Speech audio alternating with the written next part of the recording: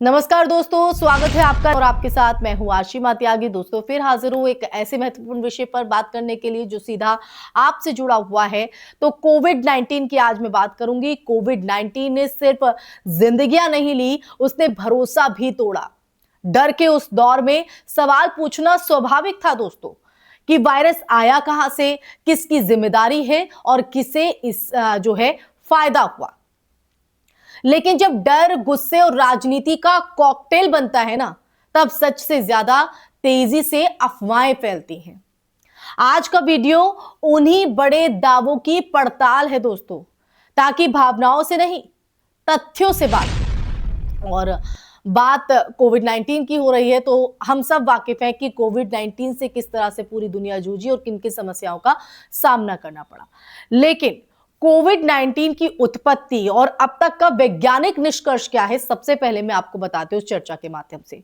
Covid 19 की जो शुरुआत को लेकर दो प्रमुख परिकल्पनाएं रही हैं: प्राकृतिक जूनोटिक स्पिल ओवर और लैब लीक।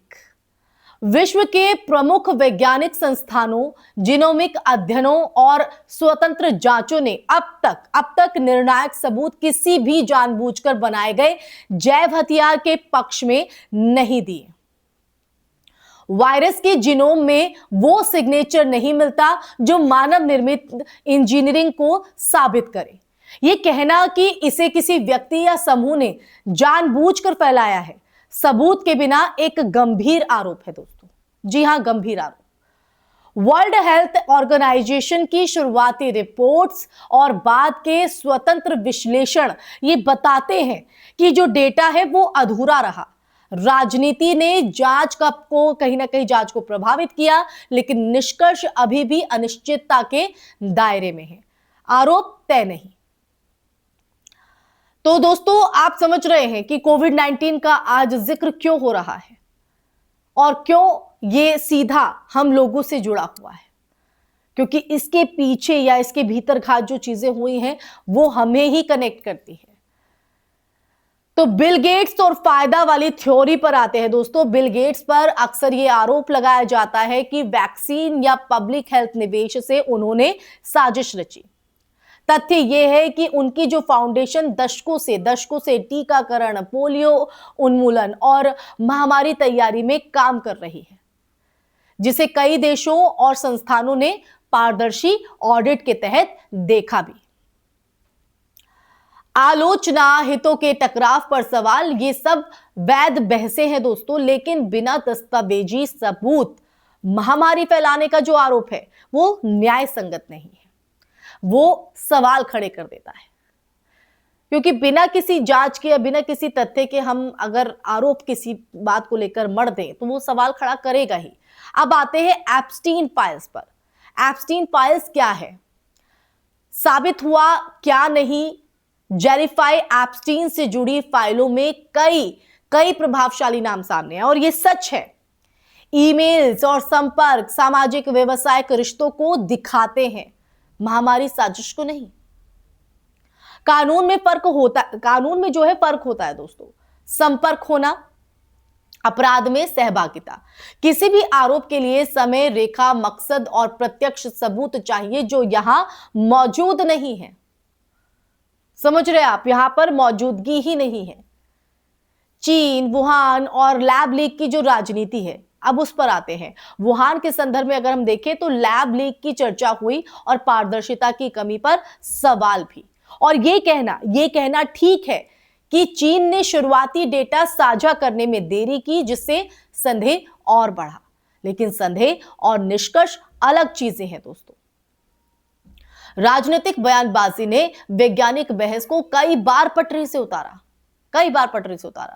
समुदायों को दोषी ठहराना और सबसे खतरनाक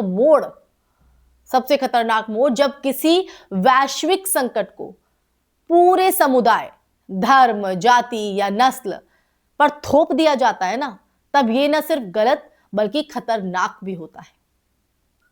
इतिहास गवाह है कि स्केपगोटिंग हिंसा, नफरत और लोकतांत्रिक पतन को जन्म देती है। तथ्यों के बिना सामूहिक अपराध, आरोप, सच की खोज नहीं, भीड़ की राजनीति है। समझ रहे हैं आप, भीड़ की राजनीति। दोस्तों, भारत विचारधाराएं और खुफिया एजेंसियां, भारत की जो राजनीति में विचारात्मक अगर हम देखें तो विचारधारात्मक बहसें जो है वो पुरानी है, लेकिन किसी समुदाय या ऐतिहासिक समूहों को विदेशी खुफिया एजेंसी से जोड़कर साजिश बताना बिना ठोस दस्तावेज एक गंभीर दावा है।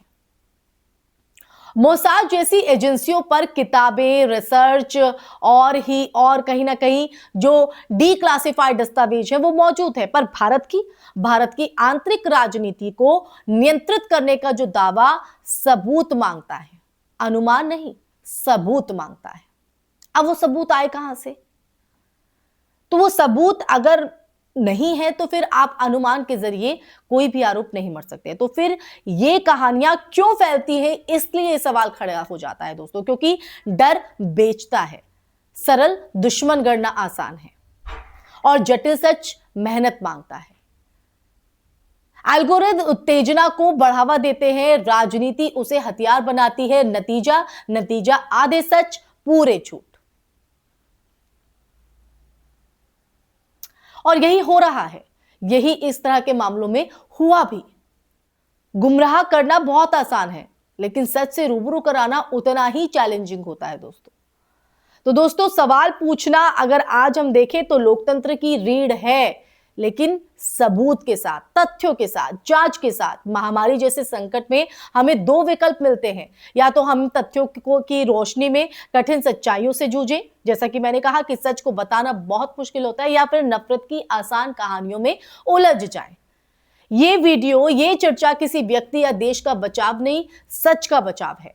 क्योंकि जब हम बिना सबूत आरोप मान लेते हैं ना, तब अगली महामारी से पहले ही हम अपना विवेक खो देते हैं। तो क्या आप चाहते हैं कि हम ऐसे ही अपना विवेक खो दें? कमेंट सेक्शन में कमेंट करके अपनी राय जरूर बताइएगा इस चर्चा पर, इस मुद्दे पर। इसी के साथ इस चर्चा में फिलहाल के लिए बस इतना ही। इस वीडियो को ज्यादा से ज्यादा शेयर कीजिएगा। जय हिंद, जय भारत, नमस्कार।